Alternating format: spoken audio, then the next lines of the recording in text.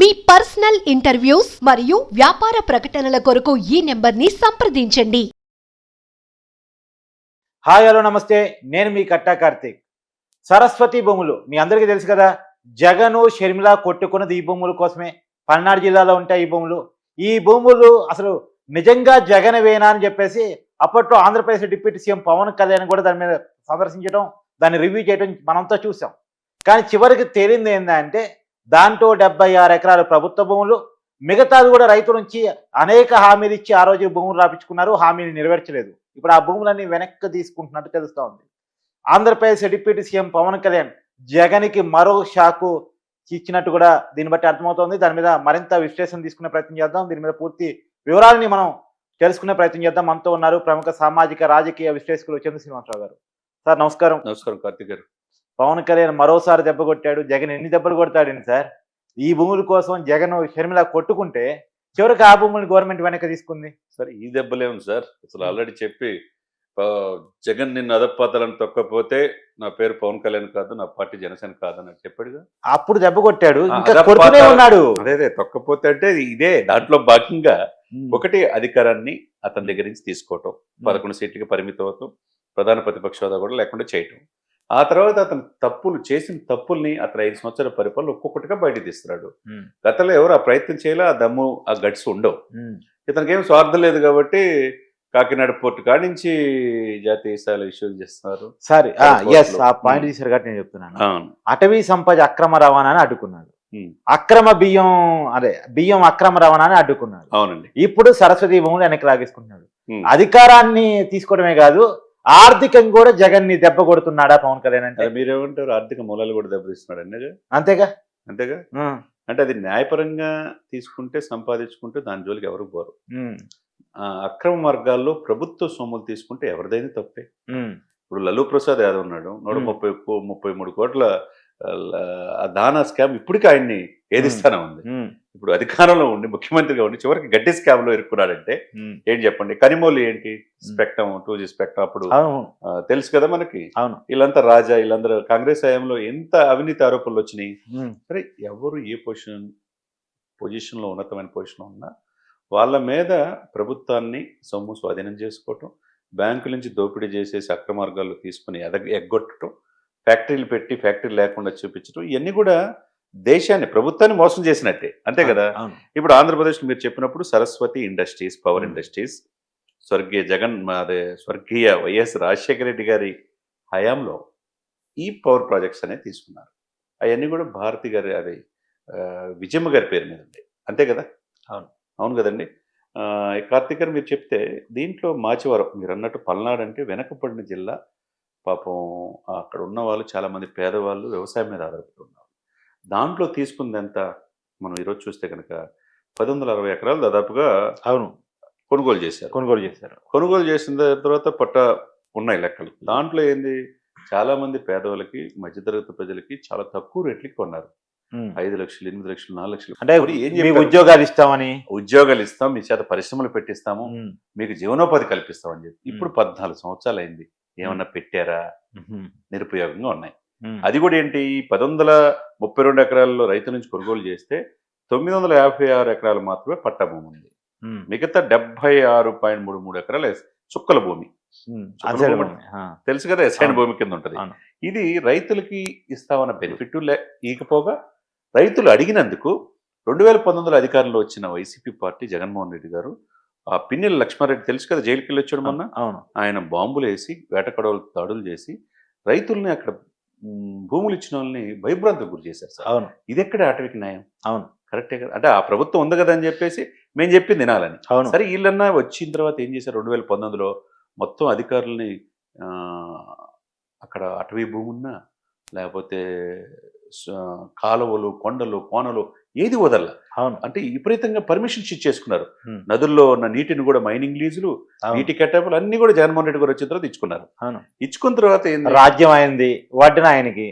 రాజ్యం సుభిక్షంగా ఉండాలి, ప్రజల సంరక్షకుడుగా రాజు ఉండాలి. అంతేకాక ప్రజలు మొత్తం జగన్ పరిపాలన ఎట్ట సాధ్యం? అదే సరే, మీరు చెప్పింది కరెక్టే. కాబట్టే కదా ఇప్పుడు ఇప్పుడు అందరూ పవన్ కళ్యాణ్ ఉండరు కదా. అవును. పవన్ కళ్యాణ్ గారు అదే సరస్వతి భూమి మీద దృష్టి పెట్టాడు. పెట్టిన తర్వాత అటవీ శాఖ అధికారుల్ని, రెవెన్యూ అధికారిని, కలెక్టర్ని, ఎస్పీని పిలిచి మీరు గత 5 సంవత్సరాలు ఇట్లా జరిగింది, ఇంతవరకు ఇండస్ట్రీ లేదు. మీరు అన్నట్టు దాని మీదే ఆ తగతలు విజయమ్మకు కావచ్చు, భారతి విషయంలో కావచ్చు, జగన్ విషయంలో కావచ్చు, వీళ్ళందరూ ఆస్తి తగతలు అక్కడే బయటపడి అవును. బయటపడింది ఒక ఎత్తు అయితే అక్కడ అక్రమాలు జరిగినాయి అని చెప్పేసి ఒకవైపు ఆమె కూడా కాంగ్రెస్ పార్టీ అధ్యక్షురాలుగా ఆరోపిస్తుంది. తర్వాత పవన్ కళ్యాణ్ గారు లేవనెత్తిన అంశం, ప్రభుత్వ భూముల్ని అప్పనంగా తీసుకోవటానికి ఎవరు హక్కు లేదు. అవును. అడవులను సంరక్షించుకోవాలా, మన భూములను సంరక్షించుకోవాలా, కోనలు కాపాడుకోవాలా, నదీ జలాలని సద్వినియోగం చేసుకోవాలా అనేదే కదా చెప్పింది. మొత్తం రికార్డ్ చేసి ఎవరికాళ్ళు రెవెన్యూ వాళ్ళకి, అటవీ వాళ్ళకి మిగతా మొత్తం కూడా వెరిఫై చేయమన్నారు. చేస్తే డెఫినెట్గా వచ్చింది. దాంట్లో వస్తే 17.69 ఎకరాల భూమిని రిజిస్టర్ చేశారు. నోటీస్ రిజిస్టర్ స్పందించాల ఫ్యాక్టరీ వాళ్ళు, యజమానులు, జగన్ గారి తరపున సరస్వతి ఇండస్ట్రీస్ వాళ్ళు. చివరికి ఇమ్మీడియట్గా ముందు 76 ఎకరాల చుక్కల భూమిని ఐడెంటిఫై చేశారు కదా. దాంట్లో నిన్నటికి చేసింది 17.69 ఎకరాలు. కేవలం పవన్ కళ్యాణ్ గారి వల్ల అక్కడ అన్యాయంగా ప్రభుత్వ ఆస్తిని ఒక ఎకరమన్నా తప్పే కదా సార్. తప్పేగా ఖచ్చితంగా. అసలు ప్రైవేటు భూముల్లో పవన్ కళ్యాణ్ ఎరగటానికి అక్కెట్లా ఉందని చెప్పి వైసీపీలు ఆరోపించారు కదా. మరి దీనికి ఏం సమాధానం చెప్తారు? అవును. ఇది ఎవరి భూమి, ఎవరి సొమ్ము? అవును. అసలు 79 ఎకరాలు మీరు అప్పనంగా తీసుకున్నారే. అసలు ప్రజలకు భయపెట్టి 100 ఎకరాలు అంటే 166 ఎకరాలు మీరు సరస్వతి ఇండస్ట్రీస్ పెట్టకపోగా దానికి అన్ని కూడా కేటాయించుకొని వాళ్ళకి జీవనోపాధి కల్పించుకో, ఉపాధి అవకాశాలు లేవు. ఒకవైపు ఏమో ప్రజలకు ఇచ్చినటువంటి హామీని గాలి కొదిలేశారు, ఇంకో ఇంకో వైపు ఏమో గవర్నమెంట్ భూములు లాగేసుకున్నారు. ఇంక ఏది వదిలిపెట్టారు సార్ చెప్పండి. సార్ కార్తీక్ గారు గుండె తరుక్కుపోతుంది సార్. మనం ఒక దేశ ప్రభులుగా కోనల్ని మనం పంచభూతాలు అంటాం. పంచభూతాలు అంటే ఏంటి? మన చుట్టూ ఉండే గాలి, నీరు, నేల అన్నీ ఉంటాయి కదా. ఏం వదిలేరు చెప్పండి. ఇప్పుడు కొండల్ని సహసిద్ధంగా ఏర్పడిన కొండల్ని కూడా తొలిచేసి ప్యాలెస్ కొట్టుకున్నారు. ఇసుక వదల్లా, ఎర్రమట్టి దెబ్బలు వదల్లా, కోణంలో వదలలేదని ఈ సరస్వతి ఇండస్ట్రీ తెలిసిపోతుంది. ఇక ఏం వదిలేరు చెప్పండి.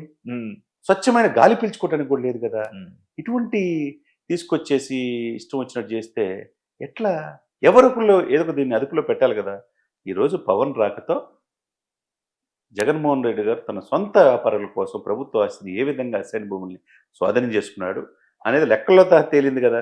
రెవెన్యూ అధికారులు స్వాధీనం చేసుకున్నారు కదా, ఈ భూమిని స్వాధీనం చేసుకున్నారు. ఇంకేం చెప్తారు వైసీపీ వాళ్ళు చెప్పండి? ఏం చెప్తారులేండి. ఒక్కొక్కరు వెళ్ళిపోతా ఉంటే జిల్లాలు తుడిచిపెట్టుకుపోతా ఉంటే. ఏం సార్ ఇంత భారీ ఎత్తున పోతున్నారు ఏంటి అసలు? ఒకవైపు ఏమో జనంలోకి జగన్ అంటున్నాడు, ఇంకోవైపు ఏమో ప్రభుత్వం మీద ఆందోళన అంటున్నాడు. ఈ టైంలో వరుస పెట్టి రాజీనామాలు మనం చూసాం. కేదార్ రోషి నుంచి మాట్లాడుకుంటూనే వస్తున్నాం. ఆ కేదార్ రోషి అయితే బాలినేని శ్రీనివాసరెడ్డి ఏంది, ఇవాళ అవంతి శ్రీనివాసు గంధి కావచ్చు. అవును, ఏంటి ఇది అసలు? మొత్తం అసలు వైసీపీ అనేది ఉంటుందా, ఖాళీ అయిపోతుందా, జగన్ ఆయన భార్య మాత్రమే మిగులుతారా అనే పరిస్థితికి వస్తుంది. మీ ఆలోచన ఏంటి సార్? ఒక రెండు దశాబ్దాల పైన మీకు మీడియాలో ఉన్నారు కదా, అనేక మంది నాయకుల దగ్గరగా చూశారు కదా. ఇప్పుడున్న ప్రస్తుత పరిస్థితుల్లో సరే నేను యాంకర్ పాత్ర తీసుకున్నాను అనుకోండి, విశ్లేషకుడు అనుకోండి, ఏదైనా కానీ మీరేమనుకుంటారు చెప్పండి? ఆయన మారితే పార్టీ ఉంటుంది సార్, మారకపోతే ఆయన పూర్తిగా పార్టీ ప్రెసిడెంట్ నుంచి మార్చేస్తారు. ఆయన మారడని అర్థమైపోయింది, ఆయన మార్చేసుకుంటారు. నిన్న అవంతి శ్రీనివాస్ ఏమన్నాడు అంటే, ప్రభుత్వం వచ్చి కూటమి వచ్చి 6 మాసాలు కూడా కాదు, ప్రభుత్వం వ్యతిరేకంగా అవసరమైతే జైలుకి వెళ్ళండి, ధర్నాలు చేయండి, రాస్తారోకో చేయండి అంటే ఏం చేస్తాం మేము, ఇక్కడ ఏమన్నా మాకు కాదని చెప్పి తీర్పిచ్చారుగా అంటాడు అవంతి. సార్ రాజీనామా చేసిన అవంతినో రాజీనామా చేసిన గంధినో వదిలేద్దాం ఒకసారి. ఇప్పటికీ వైసీపీలో ఉన్న కేతిరెడ్డి జగన్ సలహా ఇచ్చాడు, ఎందురా స్వామి నీకు అంత తొందర? వాళ్ళు చంద్రబాబు చెప్పింది ఏంది, ఆర్థికంగా రాష్ట్రాన్ని పరిపుష్టిలో తీసుకొచ్చిన తర్వాత ఆమె అమలు చేస్తా ఉన్నారు, ఆర్థిక వృద్ధిని పెంచుతా ఉన్నారు, ఆ పనిలో వాళ్ళు ఉన్నారు, కానీ ఆ పని కానీ రాదు, స్టార్ట్ పాపం వాళ్ళు చేస్తున్నారు కదా అని కూడా చెప్పాడు. ఇప్పుడు గతంలో అధికారం రాలేదు, జగన్మోహన్ రెడ్డి గారు వచ్చినప్పుడు పవన్ కళ్యాణ్ ఏమన్నారు, ఆయన ఏం మాట్లాడిన అభినందన తెలియజేసి ప్రమాణ స్వీకారం రాలేకపోతున్నా అని చెప్పి 2 years నేనేం మాట్లాడినాను. 2 సంవత్సరాలు ఏమైనా మాట్లాడండి అతను? ఏం మాట్లాడలే. ప్రభుత్వ వ్యతిరేకత ఎప్పుడైతే స్టార్ట్ చేశారో అప్పటి నుంచి ఆయన ప్రజల్లోకి వచ్చారు.